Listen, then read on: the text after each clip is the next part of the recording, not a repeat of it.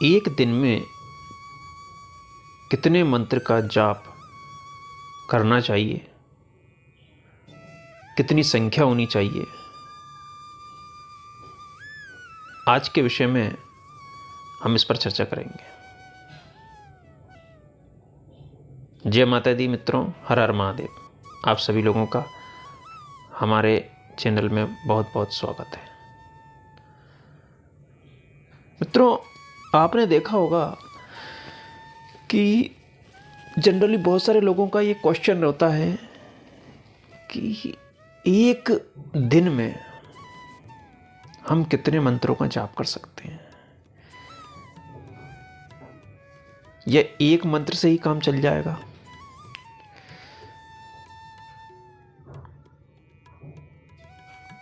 ऐसा तो नहीं कि अगर पैसा चाहिए तो लक्ष्मी जी का मंत्र अलग जपें, शक्ति चाहिए तो काली का अलग जपें, और विद्या चाहिए तो सरस्वती का अलग जपें। या फिर कोई एक ऐसा मंत्र भी है जिसके जाप से हमें तीनों ही चीजें मिल जाएं। क्या ऐसा संभव है? देखो मित्रों, मैं आपको एक बात बताता हूं।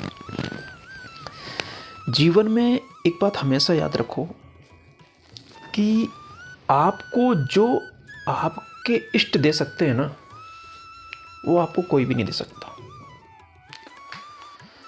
अब यहां पर बात आती है कि आपके इष्ट कौन।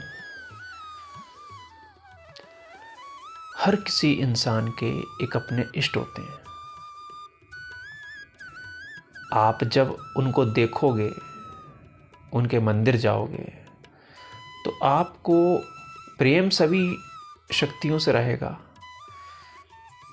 मान सम्मान पूजा पाठ आप सभी की करोगे, लेकिन किसी एक के ऊपर आपको सबसे ज़्यादा भरोसा रहेगा। आप जब परेशानी में होंगे तो आप जब उसके सामने जाएंगे तो आपकी आंखों से आंसू आ जाएंगे। वो आपके इष्ट होते हैं। तो सबसे पहले आपको अपने इष्ट को पहचानना चाहिए। मित्रों, आप 10 मंत्र ले लो और 10 मंत्र का 108 बार जप करो, कुछ भी नहीं होना। और एक ही मंत्र का आप 5 माला जप करो, मन लगा के करो, आपको ऑटोमेटिकली ही फर्क नजर आ जाएगा। अब बात आती है कि जीवन में हमारे साथ तो बहुत सारी परेशानियां हैं, और जब बहुत सारे परेशानियां हैं तो इतने 33 करोड़ जो देवी देवता बनाए हैं अपने सनातन धर्म में, उनका सबका अलग अलग कार्य है, उनके सबके अलग अलग मंत्र हैं। तो क्या कोई ऐसा देवता भी है जो हमको ये सारे के सारे जो भी हमको भौतिक या आध्यात्मिक रूप से जो भी चाहिए, वो किसी एक मंत्र से ही संभव है, या उसके लिए अलग अलग काम करना पड़ेगा? तो मित्रों, मैं आपको एक बात बताता हूं। जीवन में हमेशा याद रखो,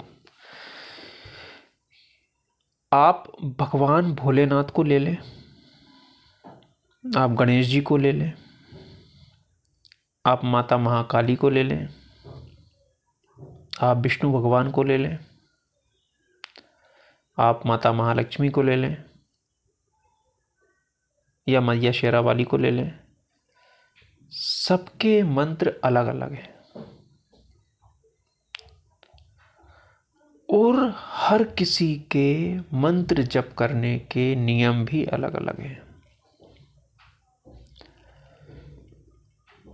हनुमान जी का जब आप मंत्र जप करते हो, उनकी साधना या सेवा करते हो, तो उनके नियम आपको अलग मिलेंगे। विष्णु भगवान के नियम आपको अलग मिलेंगे। माता जी के जाप के नियम अलग होंगे। भगवान भोलेनाथ के जाप के नियम अलग होंगे। मेरा कहने का मतलब ये है कि आप किसी भी एक ही शक्ति का, जो आप जिसको इष्ट मानते हो, जो आपका इष्ट हो, उसका ही मंत्र जप करें और अच्छी क्वांटिटी में जप करें। क्योंकि देखिए, कालांतर में भगवान शंकर ने सभी मंत्रों को किलित किया हुआ है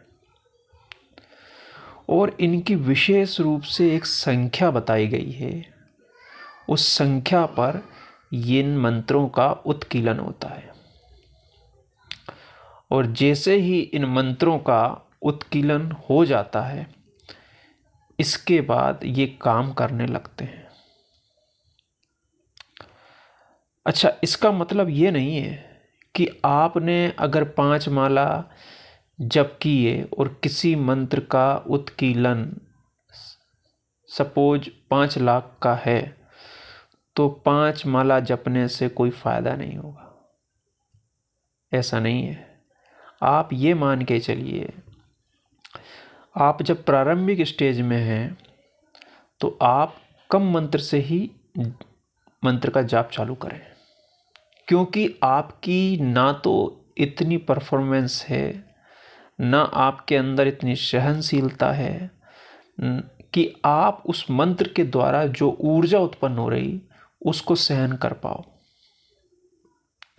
इसीलिए आपने देखा होगा कि बहुत सारे लोगों को नवाण मंत्र जो है उसका जब ज़्यादा संख्या में वो जप कर लेते हैं ज़रूरत से ज़्यादा, तो थोड़ा सा दिमाग डिस्टर्ब सा हो जाता है, क्योंकि वो उनकी जो ऊर्जा है उसको संभाल ही नहीं पाते। ऐसा ही हनुमान जी के साथ भी होता है, क्योंकि ये जो शक्तियां हैं ना, हनुमान जी हुए, माता काली हुई, भैरव बाबा हुए, ये इस पृथ्वी पर जागृत शक्तियां हैं, बहुत जल्दी प्रसन्न होती हैं। इनके मंत्रों का प्रभाव भी बहुत जल्दी दिखने लगता है। तो कहने का मतलब ये है कि आप भले से एक माला जप करें, लेकिन पूर्ण समर्पित भाव से जप करें।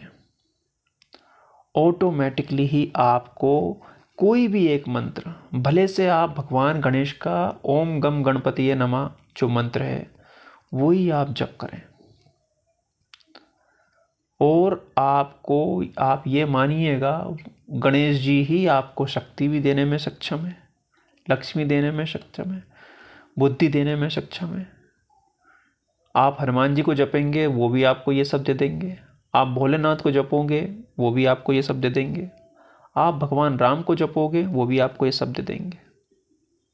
अब बात आता है कि किन्हीं किन्हीं मंत्रों पर अलग अलग माला के प्रकार होते हैं। जैसे आप अगर भोलेनाथ का मंत्र जप रहे हैं तो आप रुद्राक्ष की माला से जप करें। अब अगर आपको भगवान विष्णु का मंत्र जप करना है तो मुझे लगता है कि आपको तुलसी की माला से जप करना चाहिए। बहुत सारे लोगों को मैंने देखा है कि तुलसी की माला और कंठी गले में पहने हुए हैं, और लहसुन और प्याज का भी आप अपने खाने में यूज़ करते हैं। बहुत गलत करते हैं। या तो तुलसी की माला उतार के फेंक दो, या फिर आपको तामसिक चीज़ों से दूरी बना के रखनी पड़ेगी। ये पाप नहीं है मित्रों, ये अपराध है जिसका दंड मिलेगा, और मिलता है। फिर कहते हैं कि पता नहीं क्या हो रहा है, कुछ समझ में नहीं आ रहा है, हम तो इतनी सेवा पूजा करते हैं। देखिए, जो हमारी मेन शक्ति है ना, भगवान राम जी है कि अगर आप मंत्र जप कर रहे हैं और उनके मंत्र जप में कोई गलती हो रही है तो भगवान राम जी तो क्षमाशील है, वो तो आपको क्षमा कर देंगे। लेकिन उनके नीचे बहुत सारी ऐसी शक्तियां हैं जो नहीं चाहती कि आप भगवान राम की मर्यादा तोड़ें।